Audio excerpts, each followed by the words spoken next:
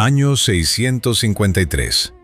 Las tropas del califa Muawiyah entran en Rodas después de un asedio que duró casi un año, y lo primero que llama la atención de los soldados no es la ciudad rendida, ni la gente que los mira desde las puertas.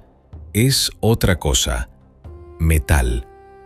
Bronce tirado entre los edificios, fragmentos esparcidos por el suelo de la ciudad como si alguien hubiera volcado una fundición enorme hace siglos y nadie hubiera vuelto a molestarse en limpiar. Hay montones de chatarra cubierta de líquen y polvo, integrada ya en el paisaje de Rodas como si siempre hubiera estado ahí. Los soldados preguntan qué es todo eso. La respuesta que reciben de los habitantes no cuadra con lo que tienen delante. Fue una estatua. Una sola estatua que en su día llenó este espacio. Las semanas siguientes las pasan recogiendo esos restos del suelo, juntando fragmento a fragmento lo que quedó de aquella cosa. Lo pesan, lo organizan, lo cargan para el transporte. Al final, cuando está todo listo para partir hacia el continente, alguien cuenta los camellos necesarios para llevar el bronce. Son 900 camellos para lo que queda de una sola figura rota y tirada en el suelo desde hace 400 años. No hace falta saber mucho de historia para entender que eso que estaba tirado en el suelo fue, en su momento, algo completamente fuera de lo corriente. ¿Qué fue exactamente? ¿De dónde salió el dinero para construirlo? ¿Y cómo terminó hecho pedazos en mitad de una ciudad griega? Todo eso viene al final del video. Ahora mismo hay que entender la lista en la que esa estatua aparece. Las 7 maravillas del mundo antiguo son exactamente eso, una lista. 7 construcciones que alguien, hacia el año 200 antes de nuestra era, decidió que merecían ser recordadas por encima de todas las demás. La composición de esa lista, quién la hizo y por qué, cambia bastante según la fuente que consultes, y eso ya es toda una historia que contaremos en un momento. Pero para empezar a entender qué criterio usaba ese alguien para elegir, lo mejor es empezar por la única maravilla que todavía existe, la única que ha sobrevivido 4600 años de historia, guerras, terremotos, saqueos y 2 millones de turistas al año. La Gran Pirámide de Giza lleva en pie desde el año 2560 antes de nuestra era. Durante 3800 de esos años fue la estructura más alta que el ser humano había construido en toda la historia del planeta, 147 metros. La superó en el año 1311 la Catedral de Lincoln en Inglaterra, con su aguja principal a 160 metros. 3800 años de récord absoluto ininterrumpido. Para hacerse una idea de lo que eso significa, entre la terminación de la pirámide y la Catedral de Lincoln pasaron más de 150 generaciones humanas. Nadie se molestó en intentar superar a Keops durante todo ese tiempo. Y la propia catedral tardó casi 2 siglos en terminarse. La construyó el faraón Keops. 25.000 trabajadores, 20 años de obras. Durante siglos se asumió que eran esclavos, en parte porque eso encajaba bien con la imagen del faraón despótico construyendo su tumba a cualquier precio. Pero en los años 90, los arqueólogos encontraron las tumbas de esos trabajadores junto al complejo de Giza, y lo que vieron apuntaba a algo distinto: huesos con fracturas bien curadas, signos claros de atención médica, enterramientos con rituales funerarios cuidados. Gente que vivía en el lugar, comía regularmente y era enterrada con ciertos honores cuando moría. Trabajadores en el sentido más completo de la palabra. Lo que eso cambia no es tanto qué construyeron como las condiciones en que lo hicieron, y puede que también cuánto tardaron en verdad. La pirámide está hecha de 2.300.000 bloques de piedra. El más ligero pesa alrededor de 2,5 toneladas, aproximadamente lo mismo que un Tesla Cybertruck. El más pesado supera las 80 toneladas. Un Boeing 737 completamente cargado de pasajeros y combustible pesa unas 75. Hay bloques en esa pirámide que pesan más que un avión de pasajeros, y esos bloques más pesados no se sacaron de ninguna cantera cercana. El granito rojo de la Cámara del Rey vino de Asuán, 800 kilómetros al sur por el Nilo, transportado en balsas contra la corriente. 800 kilómetros es la distancia de Madrid a Barcelona ida y vuelta, cargando piedra en un barco, sin motor, contra la corriente del río. Con el peso y la distancia ya es suficiente para quedarse perplejo. La precisión va todavía más lejos. Los 4 lados de la pirámide están orientados exactamente a los puntos cardinales con un margen de error inferior al 0,1%. La base mide 230 metros por lado, y la diferencia entre el lado más largo y el más corto es de 7 centímetros. 7 centímetros en 230 metros. Y entre algunos bloques de la fachada original no cabía una hoja de papel. Por cierto, la pirámide que vemos hoy no es exactamente la que vieron los contemporáneos de Keops. En su tiempo estaba cubierta por completo de losas de caliza blanca pulida que reflejaban el sol del desierto como un espejo gigante. Esa caliza fue arrancada durante la Edad Media para construir mezquitas y palacios en el Cairo. Lo que queda hoy es el núcleo desnudo de la obra. ¿Cómo subieron esos bloques? 2 siglos de investigación arqueológica y la respuesta sigue siendo provisional. La teoría más extendida habla de rampas de tierra. Construyes una rampa que crece con la pirámide, arrastras los bloques hasta su posición y desmantelas todo al acabar.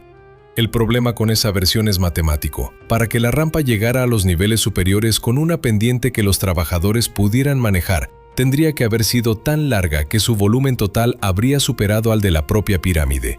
En otras palabras, habrías necesitado más material para la rampa que para la pirámide misma.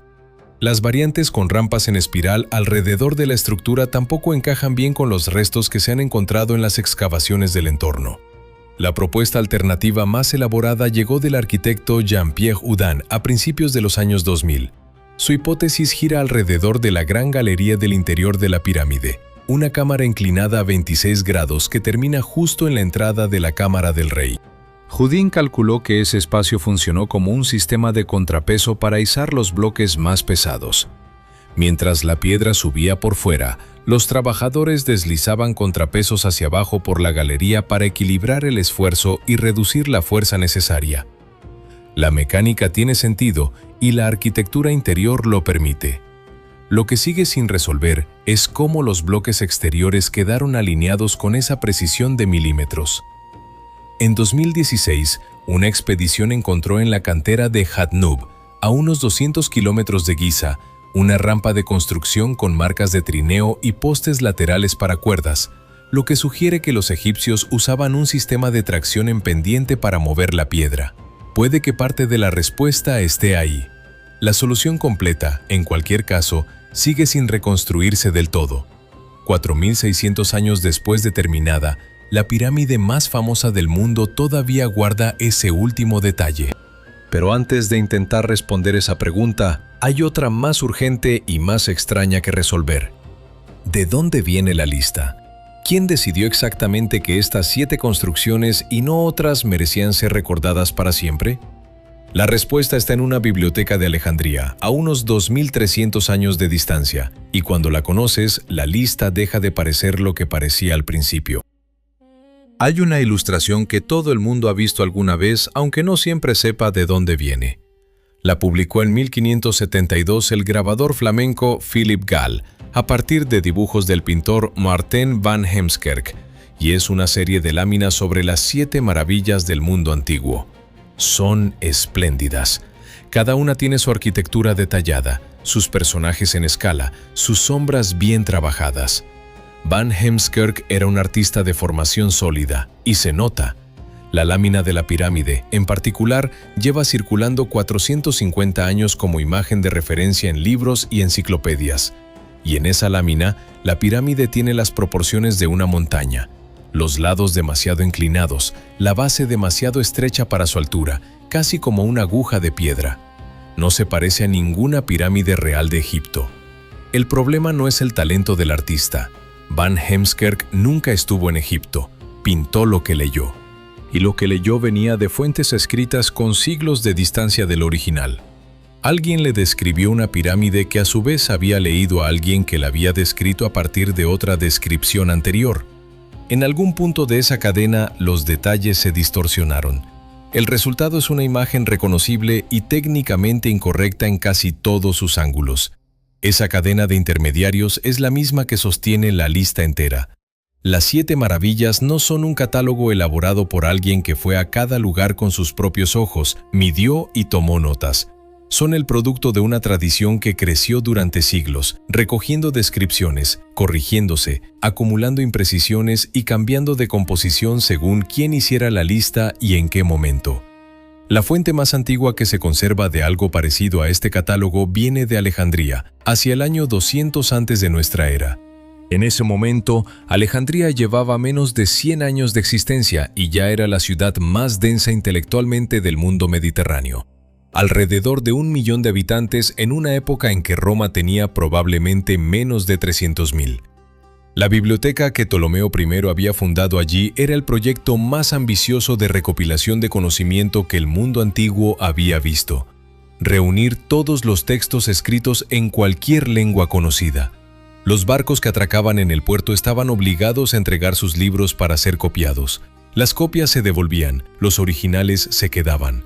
En ese ambiente de catalogación sistemática surgió la compilación conocida como la Taculi Alexandrini, que recogía listas de lo más notable del mundo conocido, las 7 montañas más grandes, los mejores generales de la historia, los artistas más importantes, los poetas épicos y las construcciones más dignas de ser vistas.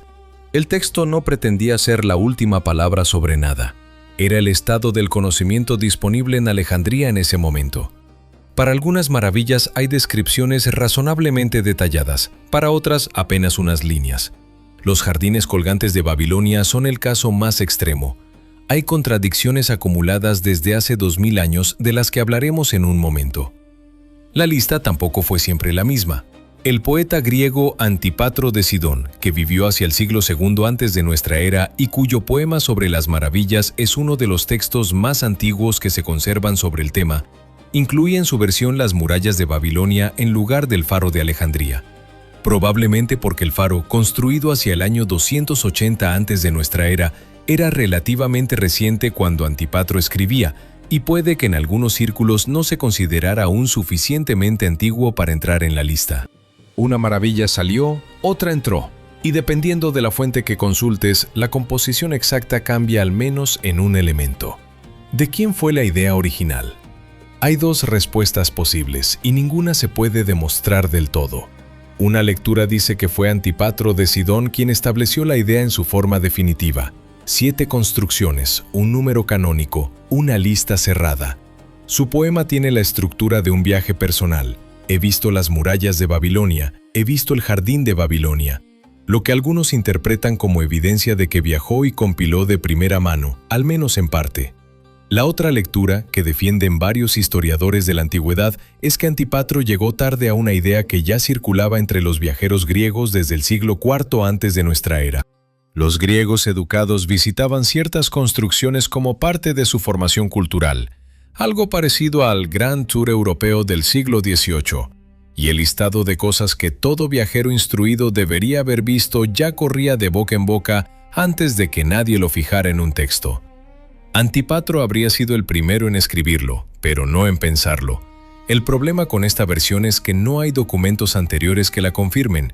El texto de Antípatro es el primero que se conoce, y todo lo anterior es inferencia. Volvamos un momento a la pirámide, porque hay algo que quedó pendiente. ¿Qué había dentro? La Gran Pirámide es, en sentido físico, casi toda sólida.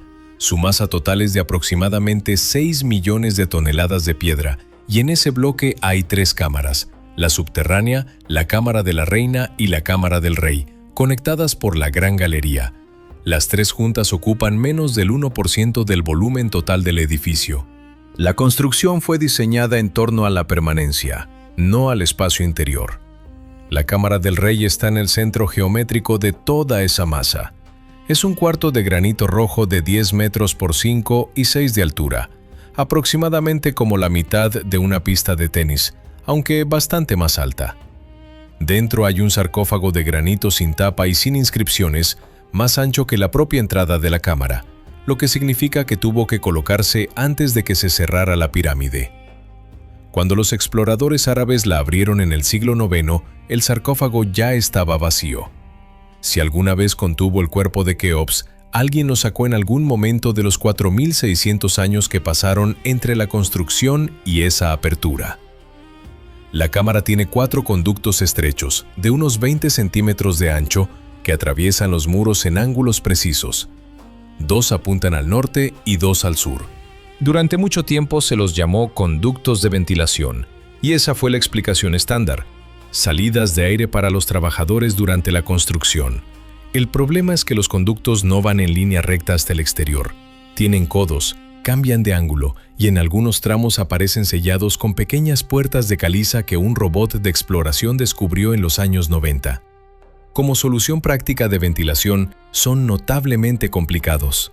La hipótesis alternativa, desarrollada por el investigador Robert Bauval en esa misma época, es que los conductos apuntan deliberadamente a posiciones estelares concretas tal y como se veían desde Giza en torno al año 2500 antes de nuestra era.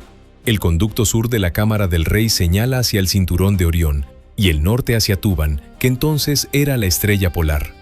En la religión del antiguo Egipto, el faraón muerto viajaba hacia las estrellas circumpolares, las que nunca se ponen en el horizonte, para vivir entre ellas eternamente. Si esa hipótesis es correcta, los conductos son el camino que la teología egipcia señalaba para ese viaje, construido en piedra desde el primer día. Los astrónomos que han revisado los cálculos de Bauval confirman la alineación matemática. Lo que no hay forma de confirmar es si esa alineación fue intencional. Los escépticos señalan que en un edificio de ese tamaño, con tantos ángulos posibles, es relativamente sencillo encontrar coincidencias con constelaciones conocidas si sabes qué buscar. El debate lleva 30 años abierto. Con la pirámide, al menos, hay datos. Se puede entrar, medir, discutir con algo en la mano. La siguiente maravilla de la lista no da ninguna de esas opciones. No hay ruinas, no hay un solo fragmento en ningún museo del mundo, y hay quienes llevan 2 milenios discutiendo si llegó a construirse alguna vez. 38 grados. El sol pega verticalmente y no hay sombra en kilómetros a la redonda.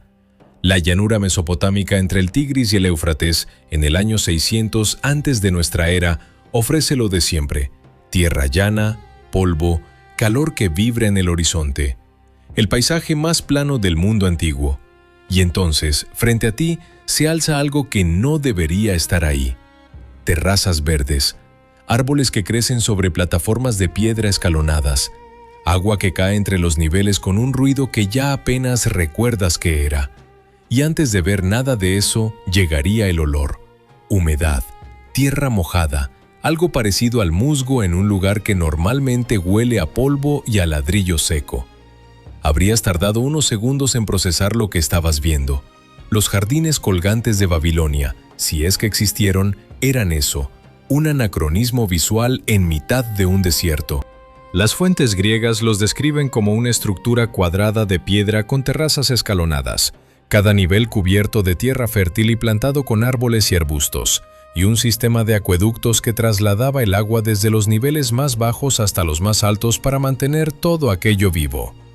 Algunas fuentes añaden que los árboles de las terrazas superiores eran de porte considerable, lo que requería raíces que bajaban varios metros a través de la tierra y la piedra. Y todo ese riego constante, miles de litros diarios, según algunos cálculos, era para mantener un jardín privado en el desierto. Un jardín que, en el fondo, casi nadie fuera del palacio llegaría a ver nunca. Lo que hace que la descripción resulte especialmente desconcertante es un detalle técnico que los griegos mencionan casi de pasada.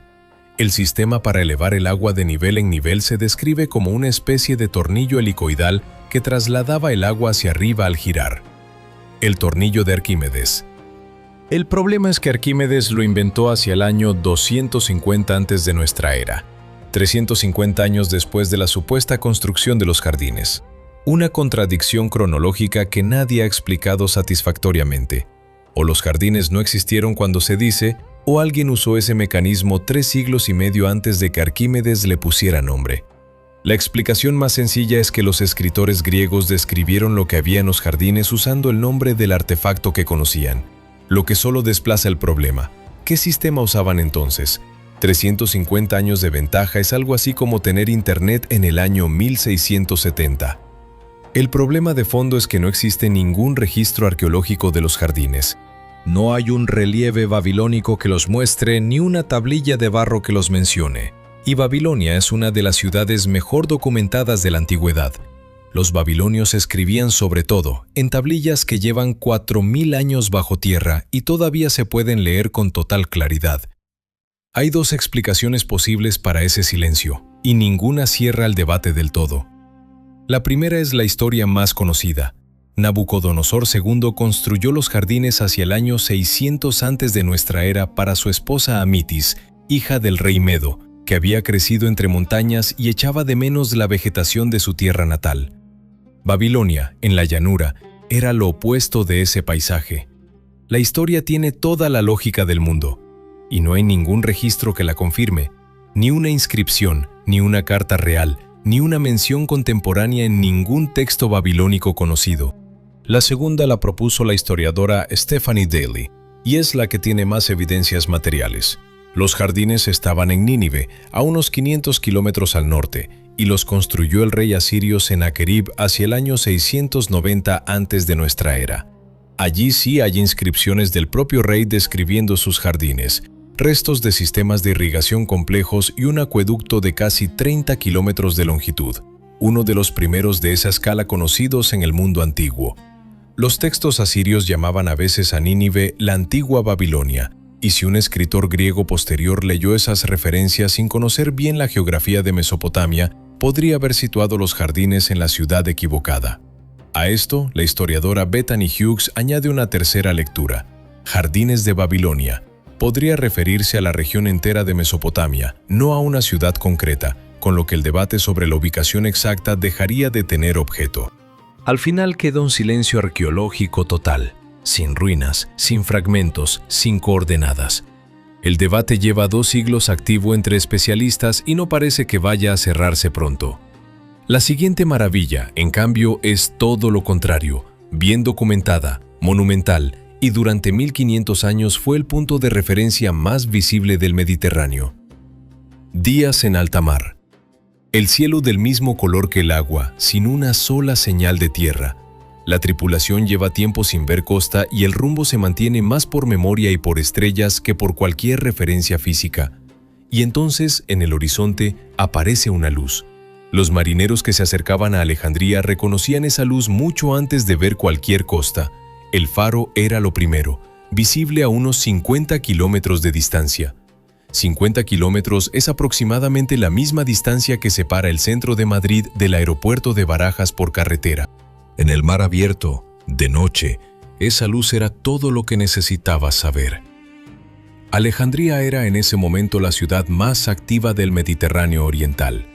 1 millón de habitantes y el puerto de entrada natural entre el mundo griego, Egipto y las rutas comerciales hacia el interior de África. Fundada por Alejandro Magno en el año 331 antes de nuestra era, cuando tenía 25 años, fue diseñada desde el principio como capital del comercio.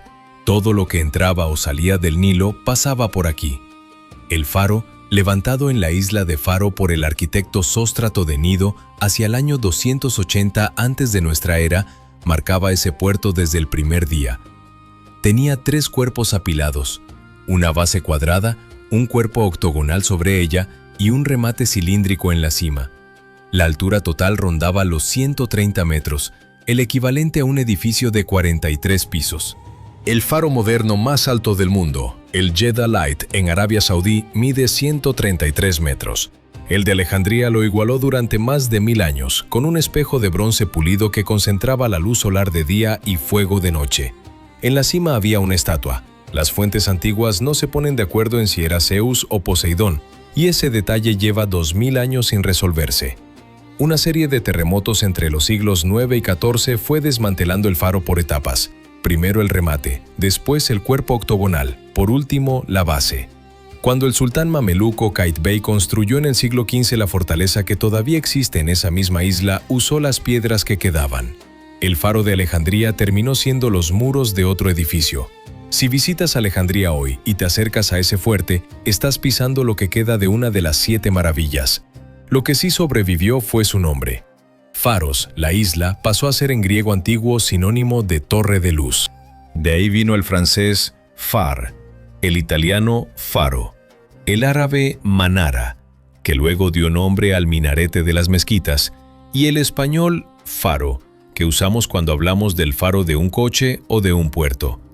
Cualquiera que use esa palabra en cualquier idioma románico lleva, sin saberlo, un fragmento de esta maravilla en el vocabulario cotidiano.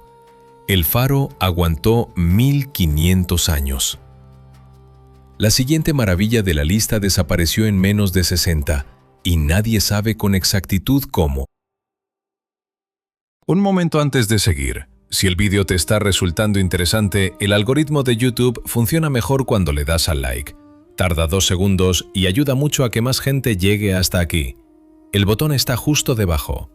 Y si no estás suscrito todavía, este es buen momento. El canal va de exactamente esto: historia contada sin artificios, con los datos que importan y las preguntas que quedan abiertas. Antes de continuar con la siguiente maravilla, una pregunta. El faro de Alejandría estuvo en pie durante 1500 años y dejó su nombre en todas las lenguas románicas. ¿Conocíais ya que la palabra faro viene de la isla donde se construyó? ¿O fue una sorpresa? Contadme en los comentarios. El templo de Zeus en Olimpia tiene unas dimensiones razonables para lo que se espera de un edificio griego del siglo V antes de nuestra era. 6 columnas en el lado corto, 13 en el largo, un interior de piedra en penumbra. Entras y reconoces la escala. Y entonces está ahí.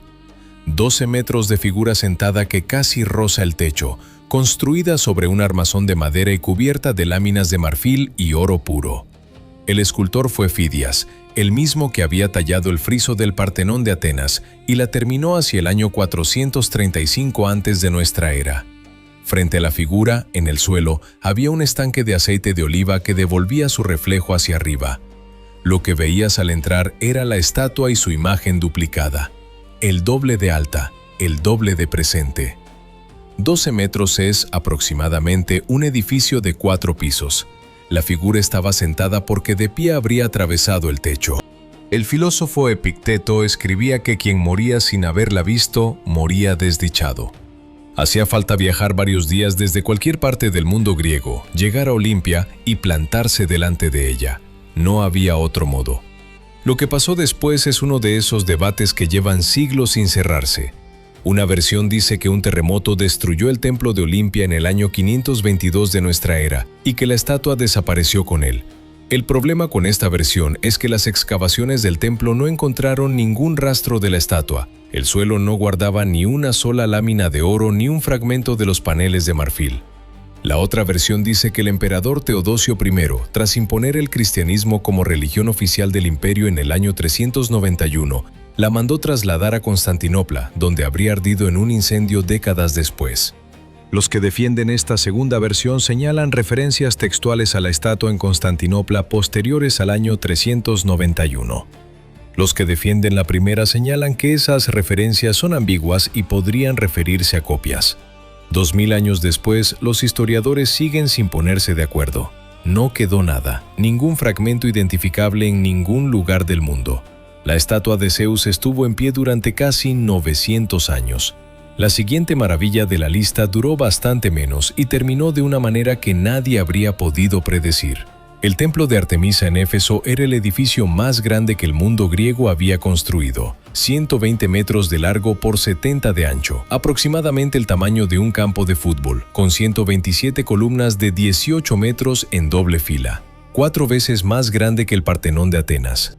Funcionaba al mismo tiempo como templo, como banco, depositario de las fortunas de reyes y mercaderes de Asia Menor, y como lugar de refugio para cualquiera que necesitara protección.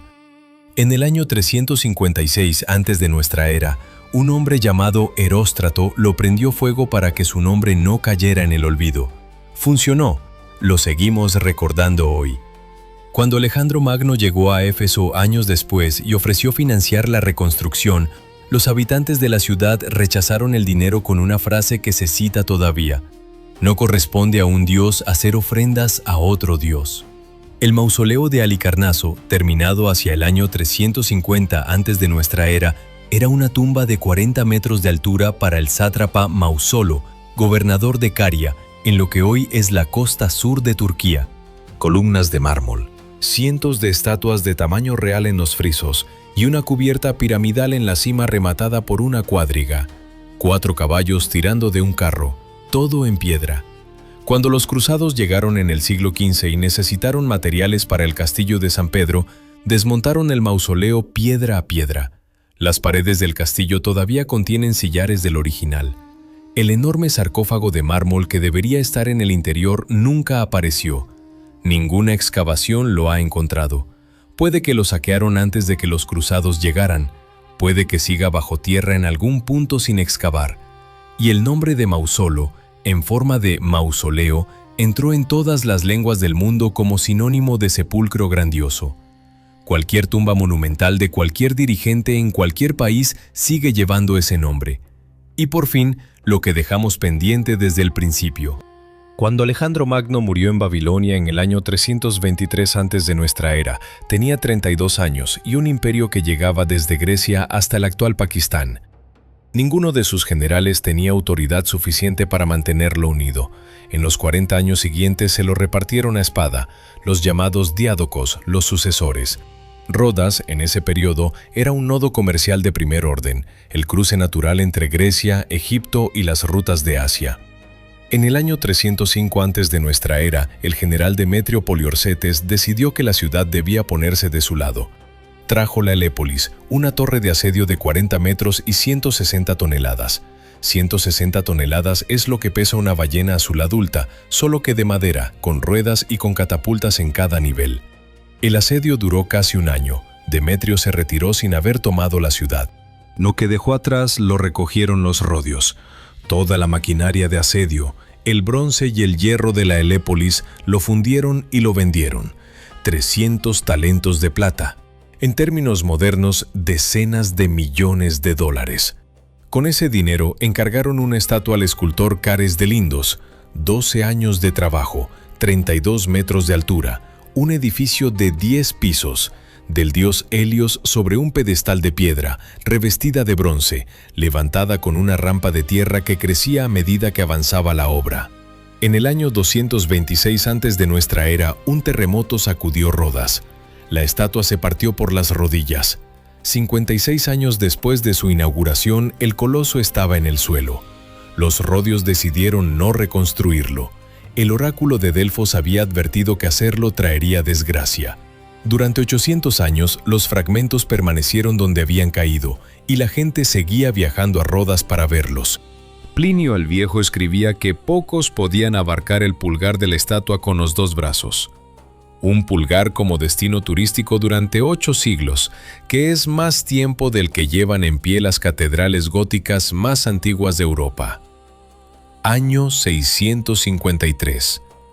Las tropas del califa Muawiyya toman Rodas. Lo que queda del coloso, y lo que quedaba seguía siendo mucho, se funde y se carga. 900 camellos. Ahí está la respuesta del principio. Eso pesaba lo que quedaba de la leyenda.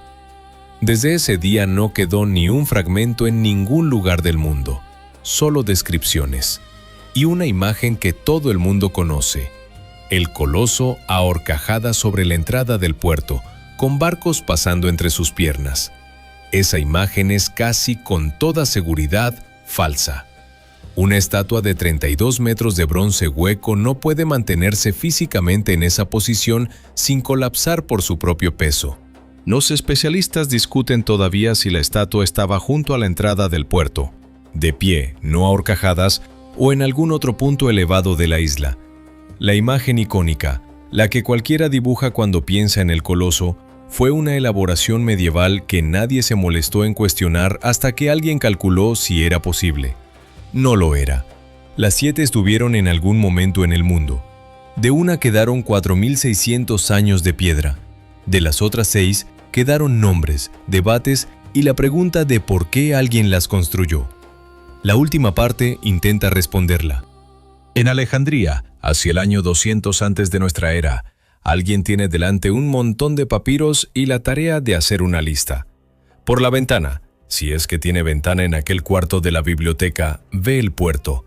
Barcos que entran con grano de Egipto, con especias del Oriente, con libros que en pocas horas estarán copiados y archivados en los estantes. Alejandría es en ese momento el centro de todo lo que el mundo mediterráneo sabe, y este hombre, o esta mujer porque no tenemos nombre, está intentando resumir lo más notable que ese mundo ha construido. Para algunas maravillas tiene fuentes sólidas, descripciones directas de viajeros, medidas, detalles de construcción. Para otras tiene mucho menos, relatos de segunda mano, referencias cruzadas que no siempre coinciden. Para los jardines colgantes de Babilonia tiene básicamente la palabra de alguien que los describió como si los hubiera visto, aunque nada en las fuentes babilónicas confirme que existieran. Los incluye igual. Porque el objetivo no es catalogar certezas, el objetivo es preservar lo que, sin esa lista, podría desaparecer sin dejar rastro. Y el acto de escribirlos es, en sí mismo, una forma de hacerlos existir. El gesto de ese escriba, o de ese grupo de escribas, porque la lista fue probablemente un esfuerzo colectivo, es exactamente el mismo que el del faraón Keops construyendo su pirámide. El mismo que el de los rodios levantando una estatua con el bronce del enemigo. El mismo que el de Eróstrato prendiendo fuego al templo de Artemisa para que su nombre no cayera en el olvido. Todos ellos están haciendo lo mismo, intentar que algo permanezca. La forma varía, piedra, bronce, papiro, fuego, pero la intención es idéntica. Las 7 maravillas no son una lista de las construcciones más grandes del mundo antiguo. Si lo fueran, la pirámide no habría tardado 3.800 años en ser superada. Alguna civilización habría llegado antes. Lo que une a las 7 no es la escala. Es que detrás de cada una hay alguien que decidió que cierta cosa tenía que existir en el mundo. Keops quiere una tumba que dure para siempre y la construye con 2.300.000 bloques de piedra. Los rodios quieren que el mundo recuerde su victoria sobre Demetrio y funden el botín en bronce. Fidias quiere crear una imagen de Zeus que haga que tu vida sea incompleta si mueres sin verla. Y Eróstrato quiere que su nombre no se olvide y encuentra la manera más destructiva posible de conseguirlo. Todos dicen lo mismo: quiero que esto exista. Eso explica por qué la historia de Eróstrato no es una nota al pie de la historia del templo de Artemisa, es el centro de la historia. Eróstrato sabía exactamente lo que hacía. Si no podía construir una maravilla, podía destruir una. El resultado fue el mismo. 2400 años después, su nombre aparece en cualquier libro sobre las 7 maravillas. Consiguió exactamente lo que quería. La lista alejandrina lleva 2200 años haciéndolos existir a todos. 2200 años son 4 veces el periodo que va desde la caída del Imperio Romano hasta hoy. Son más del doble de la historia de España como nación unificada. Y la lista sigue ahí, más o menos intacta. Eso plantea una pregunta que los historiadores llevan siglos sin resolver. ¿Fue aquello un intento deliberado de crear un canon permanente? ¿7 monumentos fijados en la memoria cultural para siempre? ¿O fue solo un texto utilitario, una guía de viaje para griegos educados que sobrevivió por accidente y al que hemos inyectado una importancia que sus autores nunca previeron? La primera lectura dice que los autores sabían lo que hacían. La elección de 7 no es arbitraria. En la cultura griega y mesopotámica, ese número tenía peso simbólico. El hecho de que la lista cambiara de composición en distintas versiones, las murallas de Babilonia en unas, el faro en otras, sugiere que hubo debate sobre qué merecía entrar. No es descuido, es curación intencional. Ninguna de las 2 lecturas cierra el debate, y los especialistas llevan 2 siglos eligiendo bandos sin que el asunto se resuelva del todo. La segunda lectura dice que ese significado lo hemos construido nosotros después, que la lista era una más de las que circulaban en Alejandría, listas de montañas, de generales, de poetas, y que sobrevivió con más fuerza porque los monumentos físicos tienen más poder de permanencia que los nombres propios. La lista de los mejores generales deja de importar cuando los generales han muerto y ya no hay guerras que entender. La lista de las maravillas sigue importando mientras las maravillas sigan siendo inaccesibles. Y aquí está la paradoja que sostiene todo esto. Las 6 que desaparecieron son más poderosas hoy que si hubieran sobrevivido.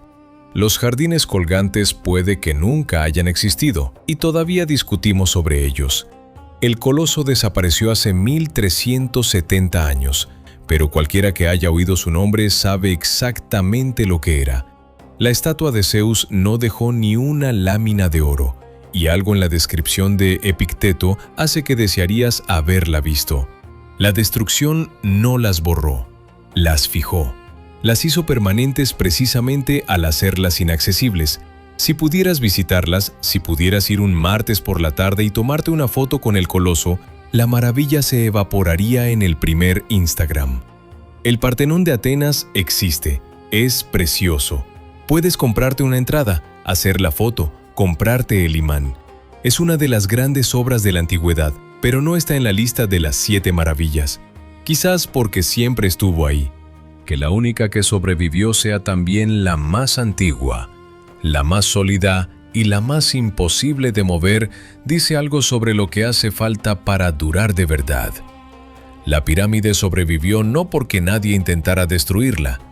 Le arrancaron el revestimiento de caliza, la abrieron en busca de tesoros, la escalaron durante siglos. Sobrevivió porque era demasiado grande para desaparecer. Si la lista se hiciera hoy, la pregunta es, ¿qué entraría?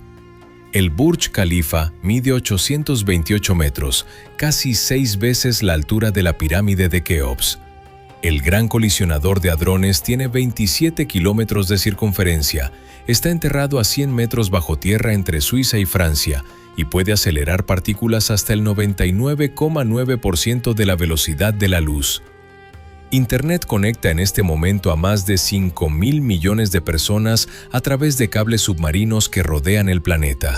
Cualquiera de esas 3 cosas supera en escala técnica cualquier maravilla del mundo antiguo. Y aún así, ninguna parece candidata, quizás porque las conocemos demasiado bien. Sabemos exactamente cómo se construyó el Burj Khalifa. Hay documentales, hay planos públicos, hay ingenieros que lo explican en videos de 10 minutos. El misterio se fue antes de que pudiera instalarse, lo que hace que la pirámide siga generando debate 4.600 años después. No es que sea grande, sino que no sabemos del todo cómo la hicieron. ¿Por qué tiene ese margen de error de 7 centímetros? ¿Qué hacen los conductos de la cámara del rey? Y mientras no lo sepamos del todo, seguirá siendo una maravilla. El Burj Khalifa tardará en llegar ahí unos 4.500 años. Los autores de aquella lista en Alejandría tenían un objetivo claro: dejar escrito lo que de otra forma desaparecería. Suscribirte al canal es algo parecido, una forma de no perderte la próxima historia que merece ser contada. El botón está ahí. Hay suficientes misterios sin resolver. En la pirámide, en los conductos de la cámara del rey, en los jardines que puede que no existieran, en la posición exacta de una estatua que lleva desaparecida 1.300 años, para llenar muchos vídeos más. Pero antes de eso, si tuvieras que proponer una sola construcción del mundo de hoy para esa lista, ¿cuál sería?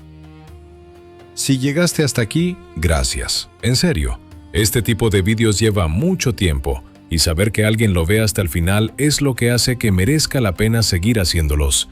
Si te gustó, el like ayuda más de lo que parece.